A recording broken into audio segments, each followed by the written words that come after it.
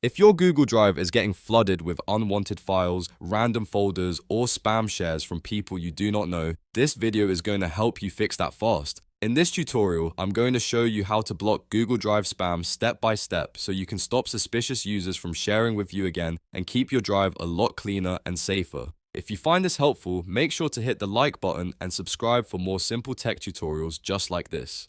Alright, let's jump in. First, open Google Drive in your web browser. You can go straight to drive.google.com and sign in with the Google account where you are receiving the spam. Once you are inside Google Drive, look at the left sidebar. You should see an option called Shared with Me. Click on that because this is where files and folders other people have shared with you will appear. Now take a moment to look through the items in this section. Find the suspicious file or folder that you want to stop receiving from. It could be something random, something you do not recognize, or a repeated spam share from the same person. Once you find it, right-click the file or folder. A menu will appear with several options. From that menu, click Block. In some accounts, you may see Block User instead. If that is the option shown, choose that one. This action tells Google Drive that you do not want that person to be able to share items with you again.